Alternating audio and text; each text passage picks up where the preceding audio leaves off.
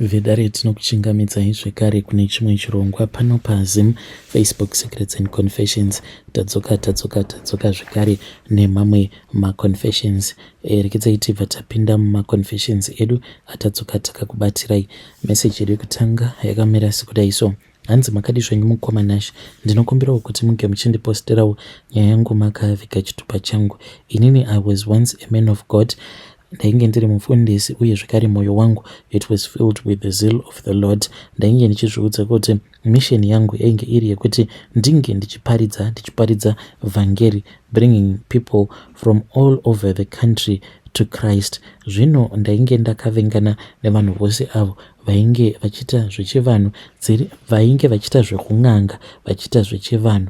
And ipapo ndo pakabva pazouya vamwe pastor ava vainge vari vekuAmerica, ndisingadi hangu kutaura zita ravo. Saka pavakauya there was this very big crusade. Then ndakabva ndazoendawo crusade kuya as part of the team from our church, but church iyoyo yainge ichihosta pastor ivavo, it is a different church from ours. Saka on that night I witnessed a lot of miracles. Ndikatoona vanhu who were giving their life to Jesus Christ. Saka ndakabva ndazozviudza kuti ndiyo mission yangu iyo yandainge ndiinayo. I wanted to travel across the country munzvimbo muya mekuti mainge muchinzi ndo mune n'anga dzinorombesa dzinoita sei. Ndo kwandainge ndichida kuti ndinge ndichienda ikoko ndichindoparidzira vanhu. I knew kuti hangu inini zvekuti ndinge ndichizoita mabig crusade ndaisazozvikwanisa, but ndakazviudza kuti I was going to do whatever so that ndinge ndichizounza vanhu vakawanda kuna Mwari so that they can give their life to Jesus Christ. Saka I was amongst the few lucky ones. Takabva tazonzi pastor vaya pavainge vava kuda kudzokera kuAmerica, saka vainge vachigara kune imwe hotel. Ndokubva tazonzi inini I was amongst the few lucky ones avo vakazosarudzwa. We then went there. Ndokubva vazotanga kutipa a word of advice. Vakabva vazotiudza kuti isusu we had been chosen to carry the message of Jesus kune vose avo who would want to hear about it. This then gave me a very strong belief. Ndikabva ndazviudza kuti this was my mission, my task now, and I was supposed to do it no matter what. Ndipo apo patakabva tazomboenda kuChipinge. Patakaenda kuChipinge tainge takawanda. From there on manje ndiri ndega ndo pandakabva ndazoenda kuBhinga. Ipapo ndakazoenda kuBhinga manje ndava ndega. So ndainge ndichida kuona kuti if we could find a place where we could start our own mission, our own church, because ikoko like our church it had not reached that far. Zvadaro mukoma ndakati ndawana kunzvimbo kwandainge ndichitarisira kuti kana tikasvikako tikaparidza taikwanisa kuzotanga chechi yedu ikoko. Ndo patakabva tazodzokera kuya, but tainge tisina kuwanda. Ndainge ndiri inini nevamwe maevangelist matatu, so we were only 4. Takati tasvika kuya mukoma, then ndokubva tarambidzwa firstly naSabhuku. Sabhuku vakamboita nguva vachitirambidza vachitiudza kuti ivo vainge vasingatitendedzi kuti tinge tichizofamba tichiparidzira vanhu muvillage mavo, but takabva tazoenda manje ndokubva tazonotaura namambo. Tikabva tazonzi aiwa tainge tapiwa mvumiro yekuti tinge tichifamba zvedu tichiparidza.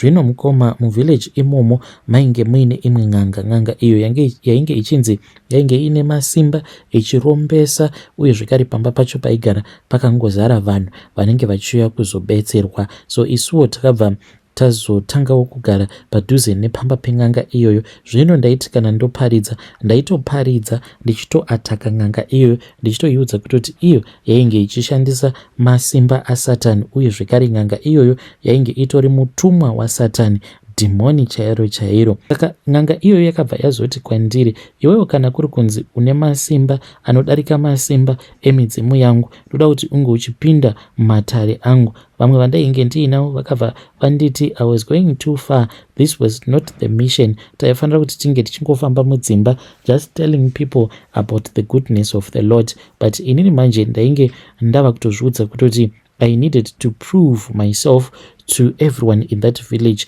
I wanted to prove kuti God was much more powerful than zvose izvi zvainge zvichiitika muvillage imomo. Saka ndakabva ndazopinda pamba pen'anga iyaiya. N'anga iyaiya ikabva yati une shuwa here nezvose izvo zvauri kuita? Ndikabva ndati hongu ndine shuwa nezvose zvandiri kuita, and I challenge you.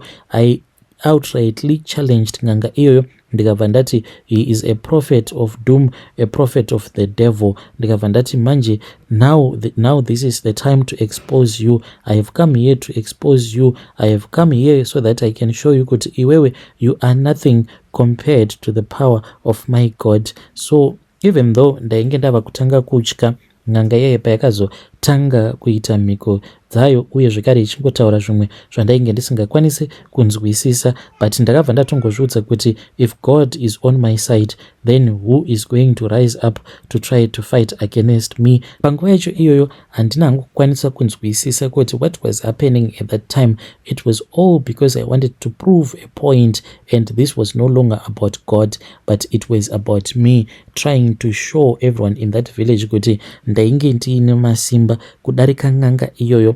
Zvino ndakazoti ndichiparidza openly, ndainge ndichitochallenge nganga iyaya, ndava kutoparidzira vamwe varapwa vainge vauya kuzorapwa navo sekuru vaya ndokubva ndaparidza kusvika ndaneta. Nganga iya yainge igere zvayo mumatare mayo. Ndakazoti ndadzoka paya then ndokubva tazoenda tikanorara. So ndakati ndakarara ndopa ndakabva ndazoiona nganga iyaya yakangokaruka yatongonyuka imomo muroom matainge tiri, nekuti pamba ipapo patainge tichigara tainge takanzi tinenge tichipota zvedu tichirara mukitchen. So ndakabva ndazoona nganga iyaya ndokubva ndatanga kudanidzira ndichiti Jesu, Jesu, Jesus, Jesus, come, come Jesus and rescue me, but Jesus did not come. Ndokubva ndazoona nganga iyaya yakabva yatanga kuseka, ndokubva yarovera tsvimbo yayo pasi, and it was a very terrible nightmare. So this man akabva azodzoka zvekare kwandiri later on, and I had another nightmare. Akabva azoti ndangouya hangu kuti ndinge ndichizombotora pfungwa dzako then ndichazokupa hako pfungwa dzako time. Then nganga iya yakabva yazouya ikabva yazondibata musoro wangu. Yakati yandibata musoro kudaro, ngoma ndakabva ndatanga kunzwa chiveve musoro mangu. Kunyange pandakazomuka from that terrible nightmare ndainge ndichingozwa chiveve chete non-stop. Mangwana acho makuseni ngoma nacho ndo pandakabva ndaona kuti saka munhu kana achipenga paya, kunyange zvikanzi munhu ari kupenga ari kufamba asina kana chaanenge akapfeka, imimi musambofungidzira kuti iye anenge achizviziva kuti ndiri kufamba ndisina chandinenge ndakapfeka. Iye anenge achitozviudza kutoti zvose ndo zvainge zvoitika ipapo mukomanachi, because ndakati ndamuka makuseni tainge tirere mukitchen muyamwe, but ndakati ndamuka manje ndokubva ndatoona sekunge tainge tatodzoka kuHarare. I was in bed but my wife was not there with me. Ndikabva ndati ko mukadzi wangu aripi? Anyway, ndikabva ndati since I have returned back home I need to go into the bathroom ndimbonyatsokuisa mvura inonyatsokudziirira, then I can just sit and relax because I had been missing bathing in a tub. Saka ndakabva ndatomuka paya ini ndaitozviona sekunge ndiri kutoburuka pambedha, izvo kwani I was sleeping on the floor nemamwe ma-evangelist who were part of my team.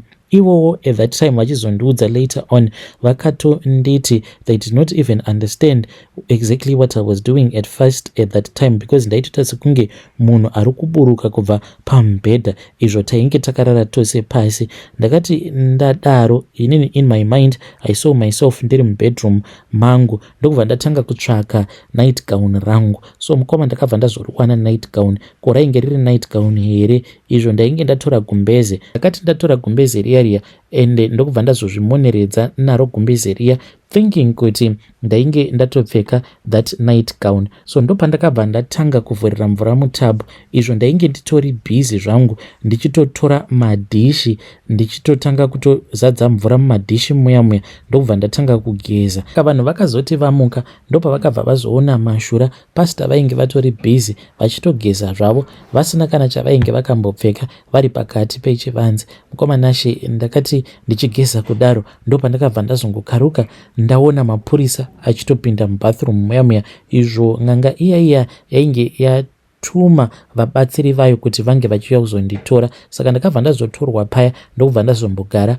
pamba peng'anga. Ndakagarapo pamba peng'anga I think for about 5 to 6 days ndichingopenga kudaro. Then there was this other night ndakati ndakarara, ndo pandakabva ndatanga kupendwa nechando, ndikabva ndamuka ndikabva ndati ko chii chiri kuitika, because kana muchirumu macho mandainge ndiri, then ndokubva ndabatwa zvekare nehope, ndikabva ndazoona n'anga iya ikabva yazoya kwandiri ikabva yanditi pfungwa dzako idzi, yakangoti yanditi pfungwa dzako idzi mukoma. Ndo pandakabva ndatanga kutorizina ndikati ko chii chaitika, ko chiko changa chimboitika. Mangwana acho makuseni n'anga iya yakabva yazoti ndainge ndichifanira kuti ndinge ndichizopinzwa mumatare. Takati tava mumatare kudaro, ndo pandakaona vamwe vangu vaya vari busy vachinamata.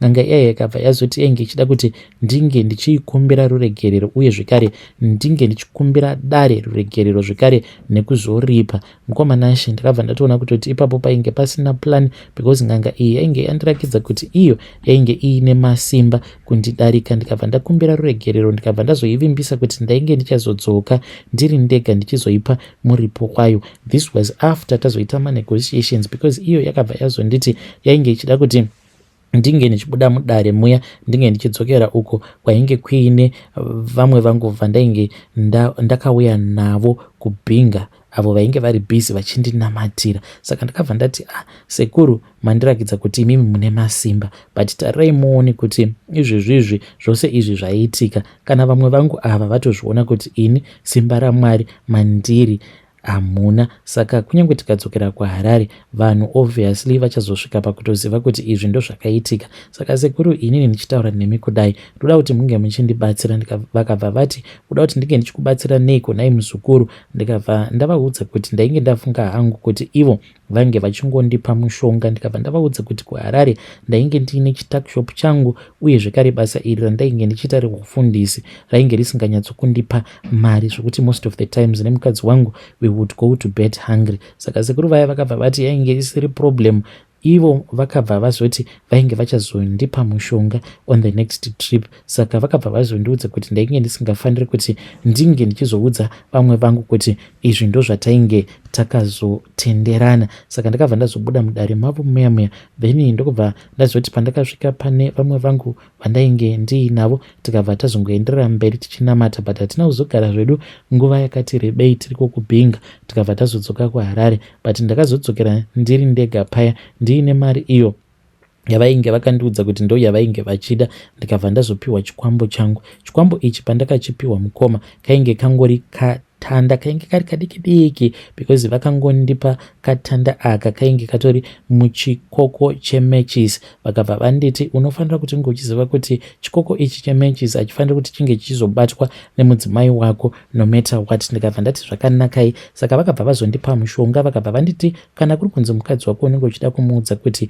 izvi ndo zvawaita, izvi waromba, watova nemushonga unokupa mari, unofanira kuti unge uchizoti paunosvika kumba paya kana mava mumachira nemudzimai wako, then iwe unobva wazotora kamushonga aka kandakupa, obva wazotanga wakaisa pasi perurimi rwako, obva wachizotanga manje kutaura nemudzimai wako, then obva wazotanga kumuudza kuti iwewe watoromba. Saka ndo zvandakazoita mukomanashi. Ndakabva ndazodzoka kuHarare nemukadzi wangu, ndakazoti ndataimira pandakamuona kuti on that day she was very excited and happy. Takazoti taenda kunorara. Mudzimai wangu ndobva ndachizomuudza manje, mushure mekunge ndatora kamushonga kaya ndikabva ndazokaisa pazasi perurimi rwangu, ndikabva ndamuudza mudzimai wangu kuti iniwo ndainge ndatova nemushonga wangu uyo wandainge ndiinawo, but handina kumuudza kuti ndatoromba as such. Ndakangomuti ndine mushonga weLucky uyo wandakapiwa. Ndikabva ndamuudza kuti shungu dzangu dzainge dziri dzekuti tinge tichizoita supermarket. Mudzimai akabva ati painge pasitomborina kana problem zvachose. So mudzimai ndakabva ndazomurakidza kachikoko kaya kematches, ndikabva ndamurakidza zvekare kachitanda kaya kandainge ndakapiwa kari muchikoko ichocho chematches. Then with time takabva tatanga kuona kuti taiti kana tikaenda kunovhura tuckshop makuseni taibva taona kuti munenge muine chibasket chinenge chakazara nema-US dollars. Takabva tazoshandisa mari iyoyo ndokubva tazovhura supermarket, but supermarket iyi hatina hedu kuzoivhura muHarare. This supermarket we have it somewhere else muHarare. Tingori nemabhucha edu maviri uye zvekare tine mashops akati one day, but mashops ehembe like anongoranwa nemukadzi wangu. Inini I am not into that at all. So mukoma, izvo ndo zvatakaita inini nemudzimai wangu. Then inini what I am really interested about is my restaurant. Tine restaurant yedu zvekare munomu muHarare yatiinayo. Saka ndokurombo kwandakaita uku mukoma. In my mission trying to bring people to God, inini I ended up losing myself. Nanhasi uno vanhu vanotongofungidzira kuti I am an upright man. Zvose izvo zvandiinazvo vazhinji like vainge vachindiziva nemudzimai wangu makore acho ikwayo, nezvose izvo zvatikazokwanisa kuwana in life, they honestly believe and they honestly think kuti it was by the grace of God, the blessings of the Almighty, but zvavasingazivi ndezvekuti inini ndakaromba. Vedare ndo message iyo yandakatumidzirwa ichibva kuna